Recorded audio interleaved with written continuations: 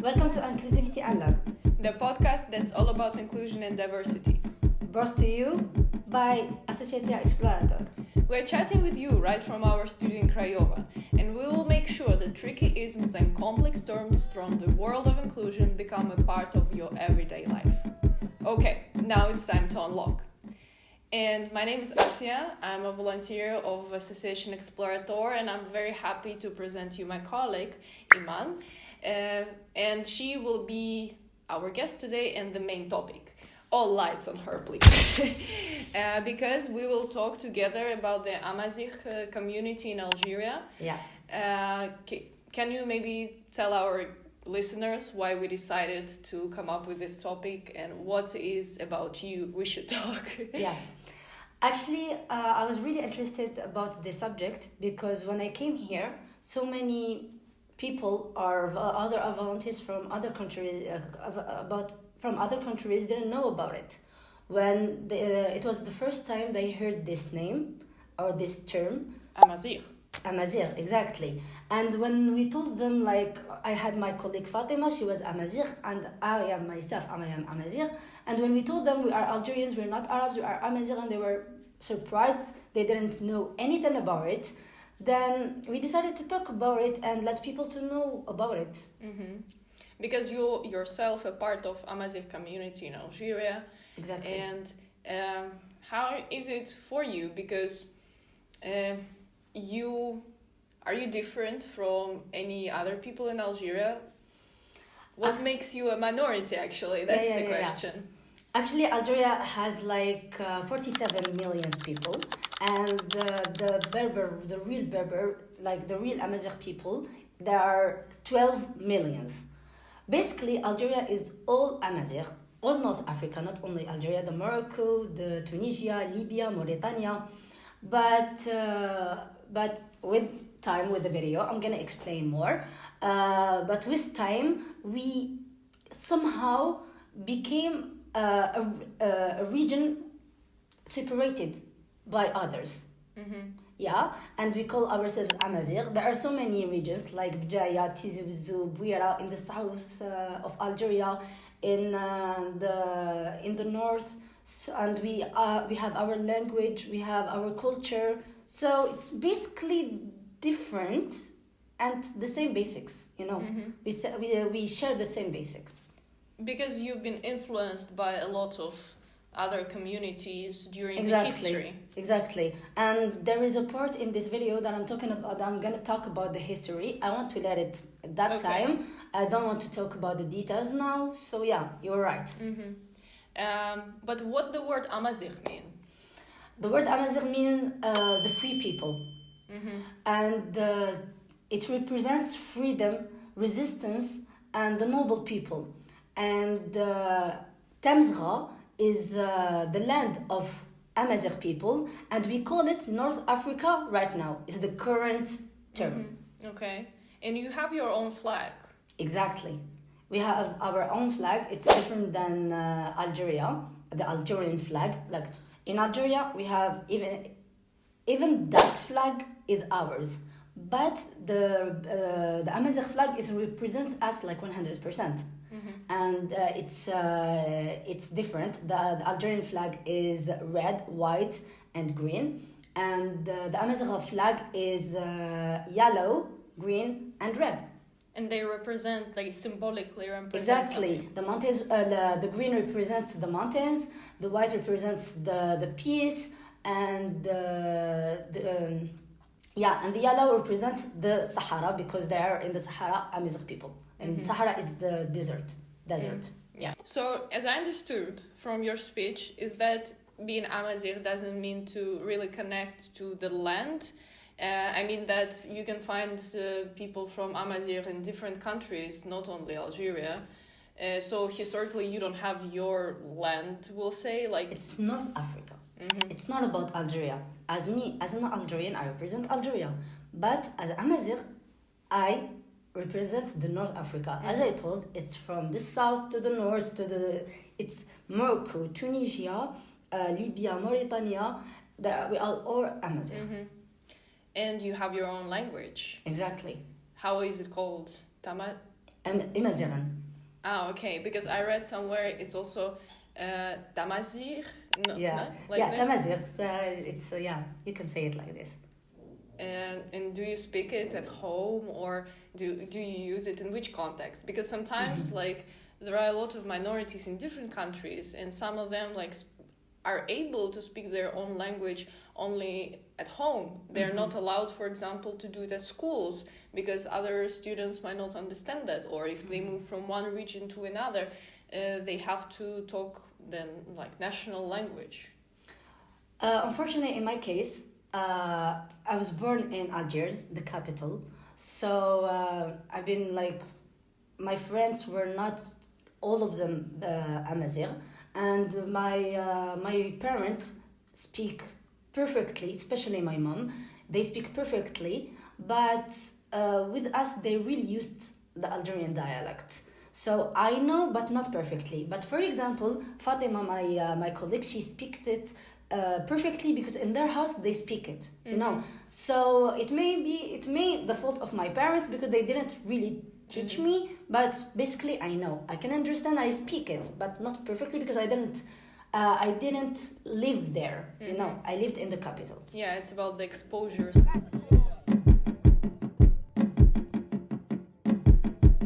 You know, number of languages actually, like being in, Arabic, because you have to speak it because it's the national language in Algeria. If It's not the national, but we studied from the primary school. It's like, because we are Muslims, and it's the Quran language, so we studied from the primary school. And then you have French, Exactly, probably because of a post-colonial situation. And English. And English, yes. Because, and in some schools, Amazigh. Yeah, not all schools. And now, as I understand, it's also a pretty recent thing that the language been taught in schools. Like, as I understand, only in 2016 it became official language of Algeria. So, kind of people still take the steps to make Amazigh recognized. And there are still protests, as far as I know that, and see from social media. But it's been progressing a lot.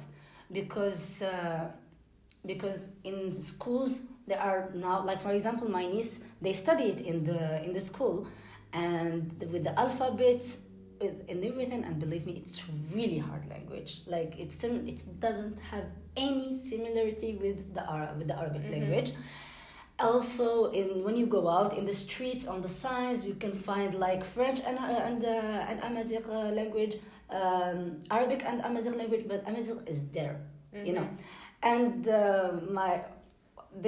it was my favorite day when I discovered in Google translation there's the Amazigh. They put it officially now, so it's a chance for me to progress my my Amazigh language. Yeah, it's great. But what's the difference? Can you maybe give some examples between Amazigh and Arabic so we can hear it at least? Okay. So, for example, I'm gonna explain. The Algerian dialect is progressed language, or a progressed accent from different languages, from the Arabic, from the Spanish, from the French, and it became an accent dialect itself. Okay, so since is like, for example, in Arabic, bread, we say al-khubz, al-khubz. In Algerian, we say khubz. It's the same, but in Amazigh, because it's not affected on anything by any other language, is aghrab. It's totally different. For example, أعطيني, give me, in Arabic, أعطيني, in the Algerian dialect, because it's affected by the Arabic, but in Amazigh is ifkid. It's totally different. Yeah, and your alphabet also looks very different. Like, maybe for me, just visually, it more looks like Greek, I don't know, or even some Cyrillic things. We will also put a picture here, I think. But maybe you can tell, like, I love you or something. Okay. I'm gonna give you, as usual, the differences. In Arabic we say أحبك. In Algeria we say نحبك. And in Amazigh we say حملك for a man, حملكم for a woman. So it's two different even words. Cool. Yeah. And there's other regions in Algeria because we have 58 regions. Like for example in Oran there is نبغيك. So since we have so many regions, there's some differences. Okay, yeah.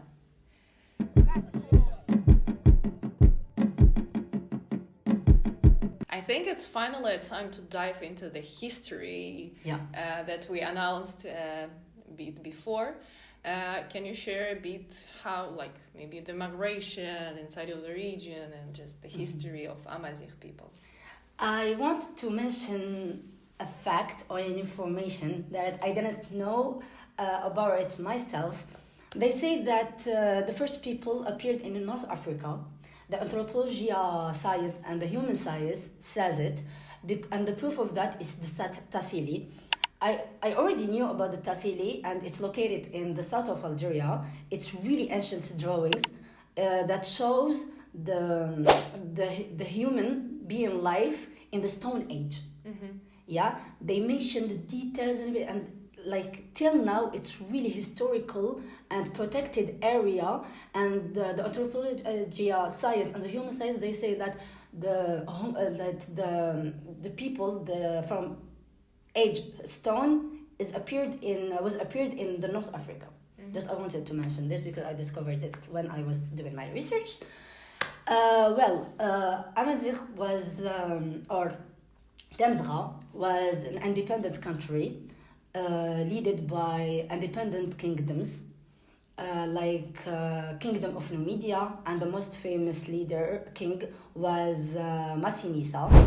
And for example, the Kingdom of Yugharta, he is also a king, and he is the grandson of Massinissa. And even these names, they are Amazigh names. You cannot find them other regions. That we have names in this. Like when you see someone, his name like Yugharta, Massinissa, Juba, you can definitely know. You don't even ask, are you Amazigh, because he is Amazigh. And your name, is it? No. Unfortunately, it's my name is Islamic name is Iman, but my wish was to have an Amazigh name. Like my daughters and my sons, I'm gonna definitely name them their names. And back then, people were worship the nature forces. Because they are really connected with the nature. They worshipped the nature forces. For example, they had the goddess of Amun, is the goddess of sun and fertility. Tarit is the goddess of fertility and protection.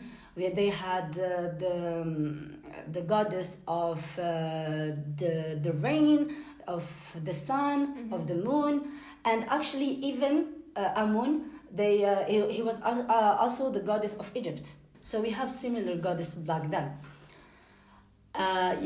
This is like what people were worshipping that time. Okay, so then the Romans the Roman Empire occupied Amazigh in the 2nd century, and they affected on our country a lot, but they could never erase our identity. They could never change our language or change or erase our history or something. And the people back then, they were like they had different religions. There were Jewish people, Christians, and even there were people that still believe in worship. They still worship the goddess. Then after the Romans, they came the Arabs. Here when people, because of this, say Algeria is Arab. No, they came in the 7th century, and by Uqba ibn Nafi', they came. There was a war, of course, and the Arabs came. They lived with us. So many people converted to Islam, learned Arabic, learned their cultures, and they lived each other. But there are so many people who escaped to the mountains and the desert. They are the Amazigh people right now. Uh-huh. Yeah, they didn't accept this. They were really resistant, and like, we gotta protect our language, we gotta protect ourselves, we don't mix. They didn't accept mixing with the Arabs, like, definitely. So they left there. They lived their lives. They kept their cultures, their language, their dresses, they kept it. Mhm. They kept everything, and we call them right now.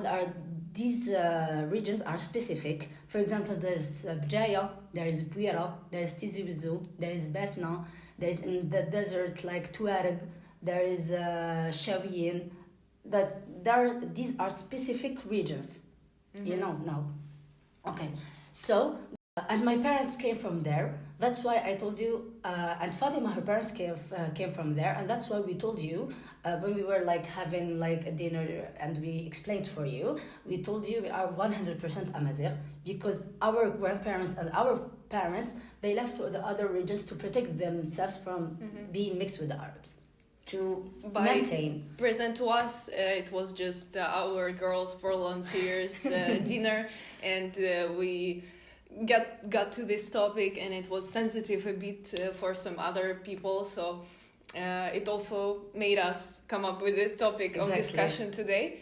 But how, I don't understand a bit how it works nowadays, especially like when we know the history of Europe, where a lot of kings, they've been married inside of their family and kind of brought diseases, and because of the blood, you know, if you get married all the time to your sister, cousins, brothers, then there is some kind of mixture inside of the blood, and you get sick. Like, for example, if you get cut, you can't stop the bleeding. So for me, from this side, it's like from scientific side, it's also a bit weird, I'll be honest, that like they're trying not to mix with everyone, but on another hand, if it's a bigger community, of course, it can work better, I believe. And another thing is that, I don't know, Romeo and Juliet story, you know, that comes to my head, that what if the person wants to go out of their community? What if they want to explore? Nowadays, we kind of have the chance to travel and to see the places. Maybe the girl or a boy, they want to go out. Would the community try to let them stay? Let them be inside? Would they stop them from, I don't know, communicating with others? How does it work today from your perspective? Well, when you told me that the marrying with cousins and everything, it's not like really minority, like region. It's big regions. Like cities. Yeah. Okay. So like there is a region, not cities. Like it's bigger, like, you know. And Algeria is big, so the places are big. Okay, this is first. Second, the Amazigh people, they are famous that they travel everywhere. Because they're famous that they get the first grades, comparing like each year. We have in Algeria, we have 58 of regions, and we say, this region had the first grade in baccalaureate. Each year we do this, and each year so it's like competition between the regions. It's not competition. They just like this year this region took like 47%. Just to know, it's not a competition, but to make you proud. Like, my region did this, just like this. It's not a competition. So, like, there is a meme in social media. They say if you go to Canada, don't learn English or French. Learn Amazigh. All the Amazigh people there. Yeah, in France also. So the Amazigh people go a lot abroad. Then how to preserve? I mean, if there is a concept. This is currently, but I'm talking about currently. Of course, so not currently before. is not that much like the parents, as it just like the general thing of how parents behave with kids. I think it's still pretty traditional move to do as your ancestors did, like make this porch the same type as your ancestors did. I mean, keep the recipes, keep the traditions, keep the sayings. And this is what, like, if Amazigh people really trying to preserve it, do they still push the kids? But from your speech, it seems that not so much. We've been raised like this. Like they don't push us. Even us, we've been raised like proud, and we love our culture. You know, like, and we are like, they all say from other countries, why you are so proud being Amazigh? Why you are so proud being? We are just proud, and our children, like even me, even like everyone, like in my family, they don't push us. We want that. We've been raised like this, so it's easy for us.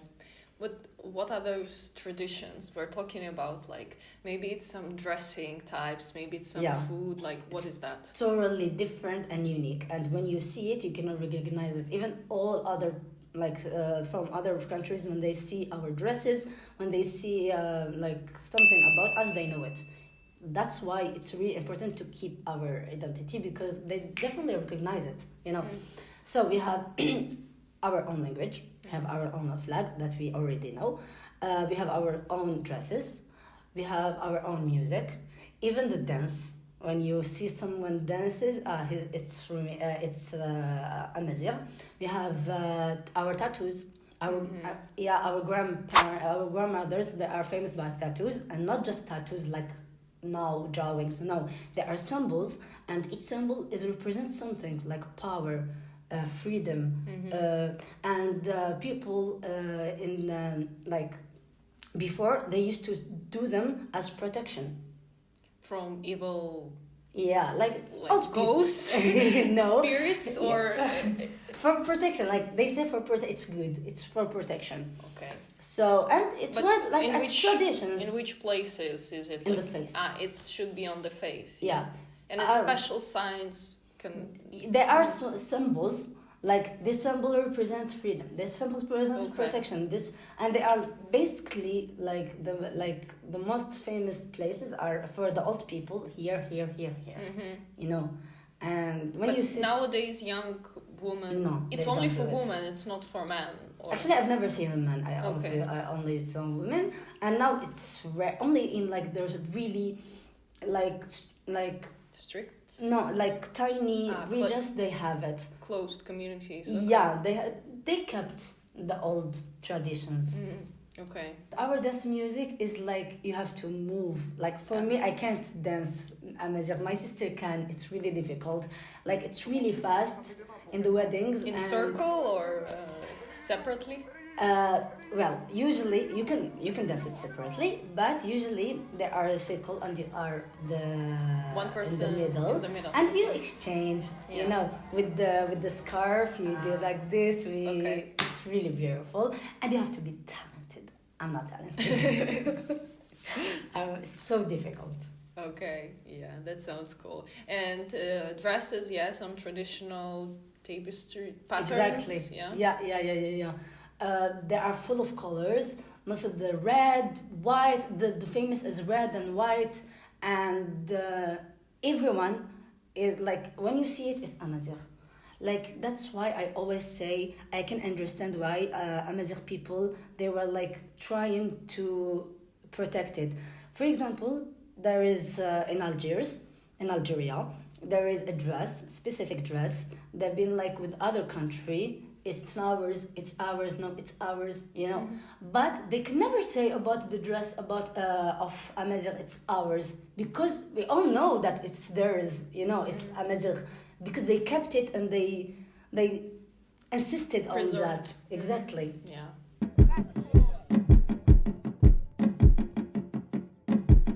How would you describe the values of the Amazigh community? They're really, one of the things that I'm proud of being Amazigh, because the pride, they are so proud, and the resistance, because they resisted against the Romans, against the Islamics, like other people, they just accepted to go with the Arabs. They know they resisted this. So the resistance, the freedom, they don't like to be like, they wanted to be free and independent. So freedom and independence, they have their own food, they have their own language, they have their own flag, their own mindset if you go to there. So independence, especially independence, freedom, knowledge. Why I am talking about knowledge? Because everywhere they go, everyone says like they are really intelligent and they are really like good behaved people, and welcoming. If you go there like, oh, how are you? There are some, like, I don't know, I heard something that when you go there, when you don't speak their language, they don't speak with you. My Amazigh is not really good. When I went there, they all spoke with me. I said like,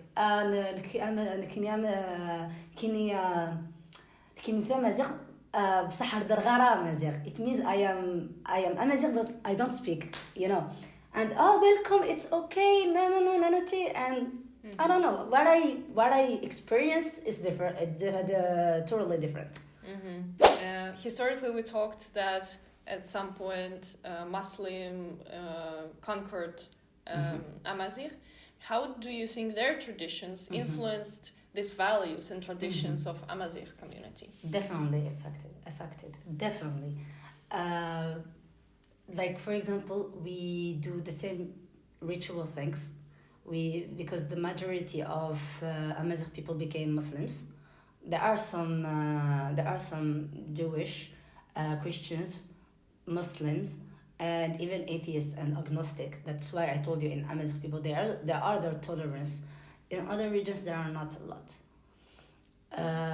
So we do the same rituals, like we fast Ramadan. We do the same we do celebrations like spiritual celebration, like Eid al-Fitr, Eid al-Adha, Ramadan, the birth of, like Christmas. We have the birth of the Prophet Muhammad.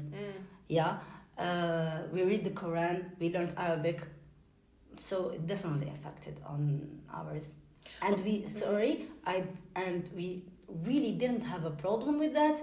Just let the people know that we are Amazigh. Okay, the people, like, I'm not gonna transfer what Amazigh people want. Okay, we converted Islam. We can live with you in peace. We love you. You love us. But it's not necessary to become Arabs. We are Amazigh, but we are Muslims, you know, and we live with each other. That's all. Yeah, the tolerance is there, but I think there should be tensions. Like, let's be honest, it's not so easy to, of course, live together and even like being a volunteer in a small community. You kind of create your own ecosystem of different cultures, and when you see those cultures come together, you see how that it's not easy sometimes, and sometimes people fight because they're used to one things and other people used to other things. So, and because we see through social media that Amazigh people also go and protest, and it's happening nowadays in 2020s. We can probably also tell that sometimes they want more recognition, and with, again, the story of the language, that it's also a recent thing, as we know. But do you think in general that the media, like journalists, they represent in Algeria Amazigh people in correct way, or do they like make demons out of them, or like bad looking people? So about the cultures is not a problem. We have 58 regions. Every regions we have the basic traditions, but every region has their own traditions. Like in every region they have their own food, they have their own accent. We have the except for the Amazigh, we all have the same language but different accents. Like I said, I love you, it's different, for example. We have different different customs. Like, for example, I'm gonna give you an information. In our weddings, like me from Algiers, in my wedding, I will not only wear the white dress. I'm gonna choose some dresses from each region and represent them. You know, yeah. So for me, in my wedding, for example, I'm gonna do the white dress as everyone, and the Amazigh dress because I am Amazigh, the qaftan because it's Algerian, and the karako because I am from Algiers. Oh my God! How many dresses do you need for your wedding? So that will be an expensive aspect. Actually, weddings in Algeria are expensive, and this I chose little. Okay. People use so many. We're so many. Is it hard to make a wedding in Algeria? Yeah. Okay. That's why our men it's expensive here in Algeria to get married. Let's not do it. Yeah.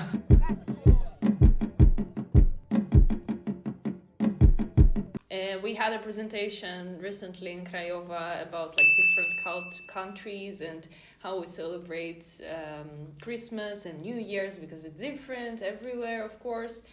And you shared with us how you celebrated and also the candies part, throwing the candies to kids, right? Exactly. Yeah. And also you showed a lot of pictures of food, and I want to ask you to name some traditional dishes if it's possible. Yeah. As I said, each region has their own dishes. In Amazigh, we have our own that are traditional.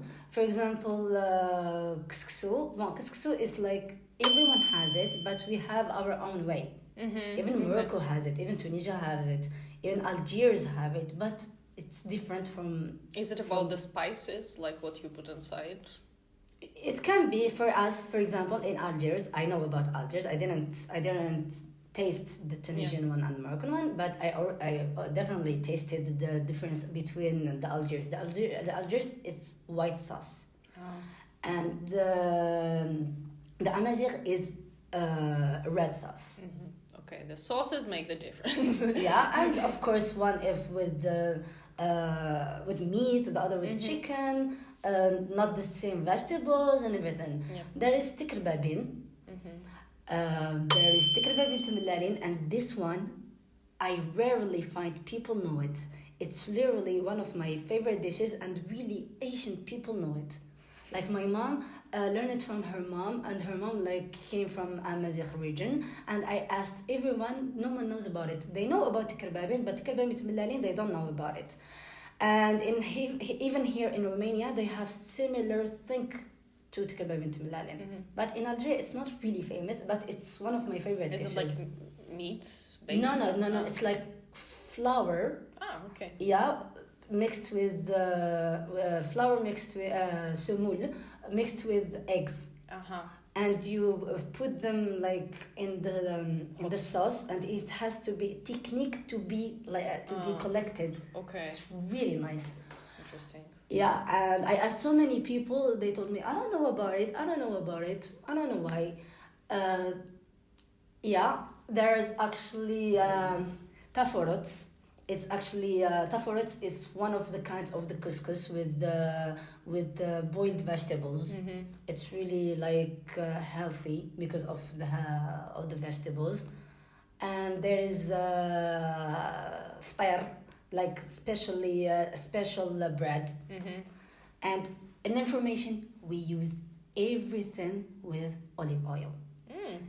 Everything, because in Algeria, in Amazigh, we are famous because we live in the nature. We eat what we plant, and all in Algeria, when they want a really good quality of oil, olive oil, they go to Amazigh regions, and they even to make jokes. You drink it instead of milk when you were children. We use it as in our hair, in our body, in our skin, in our food, everything. As a medicine, we use it for everything. Nice. Yeah. I like the olive oil, to be honest.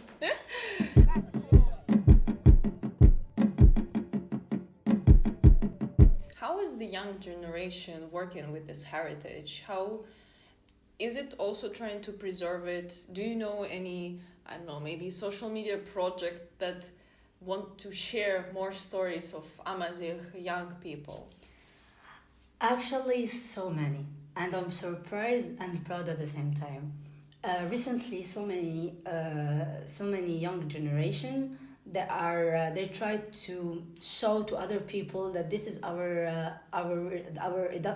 ethnicity, this is our language, this is our, and I follow on social media so many. I'm one example. Fatima is an example. When we came here, we found people don't know the Amazigh. We started to talk about it because we know people to talk about it, especially in this year 2025.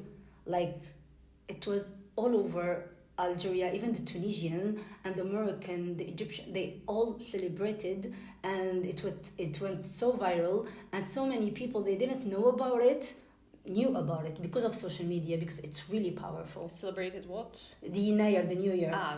Okay. The New Year, I already talked about it. It's our New Year. Our New Year, it's not in the 1st of January. It's in 11 and 12 of January. I called my family. They told me they collected, and they did like they did traditional food and everything. Yeah, usually for New Year's you like gather together. Exactly. And celebrate, as family, in family atmosphere. Yeah. But why is it on 11? Do you know? Like, why is it? I know. It's the beginning of the agricultural cycle. Yeah. Okay, so different counting. And I already mentioned that we are so into nature. Like connected with Earth. Exactly. In a good way, yeah. Are there any changes you would like to see in future in how people see Amazigh people, or how the community connects with Amazigh people? Of course. With patience. Like, of course, I really want people to know about the history. Like, it's not a bad thing if you don't know something, but it's a bad thing if you don't search about it. You just like the ignorance, if you but what's offensive there for you? If, for example, like I live far, far away, why would I know? I'm talking about the Algerians. Okay. Yeah, imagine you are Russian and some of your people think they are Spanish. No, yeah, like if people don't understand the difference between African countries and there are people I see on social media, they don't even care. We are Arabs because we speak Arabic. When you speak a language, it doesn't mean you are. Like, I speak English, I'm not England. I speak French perfectly, I'm not French. I speak Arabic, I'm not Arab. The language doesn't define the ethnicity.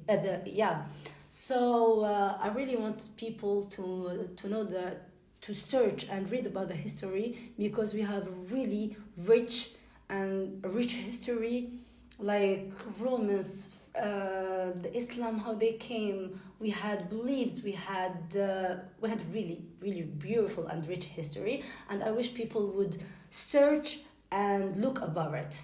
Because but recently, as you asked me before about the young generation, I've been seeing more people the recognition that we are not Muslims, we are Amazigh, and I was really happy about it. But of course, there are some people that they say why are you talking about? We are Arabs. They didn't even look for. I speak Arabic. I'm Muslim. There are some Muslim people in England, in everywhere. The religion and the language doesn't define your ethnicity. And sometimes we need to be really more careful of asking who you are. And even though it's challenging, it's easier for our mind to just assume something rather than to ask questions and discuss. Exactly. And I think it's wonderful that we had a chance to talk today, and I'm very thankful that you shared all those knowledge you have, because if we won't find out it from someone real existing and sitting in front through even social media or Wikipedia, you don't feel a person underneath these facts, or you don't see why this person needs this recognition, because we all do. like let's put it this way, even if some people will say from a bigger ethnicity or Exactly. yeah. Like, it's about, like, don't tell me you are something that I am not. Mm-hmm. Yeah. It's like, just put yourself in my shoes. It's not good. So it's good that people, even like if you don't find information from Google, because it's not that stressful, like come on Wikipedia, it's not ChatGPT, yeah. But there is books, and before I never search on Google. I always search on books, like even Ibn Khaldun. He's a famous Arab famous writer that everyone know. They talked about it. They talked about Amazigh. They talked about the details about, like, there are some books, the historical books. They talked about it. That's why I say read, search. Mm-hmm. In our free time. Let's search. That's about finding the true full information somehow and like analyze. That's the hardest thing to do here. Thank you so much. Thank you so for much. coming and being here with us in Inclusivity Unlocked podcast today. Thank you so much, Asya. Thank you so much for everyone. And we will see you next time to unlock the new topic. Bye.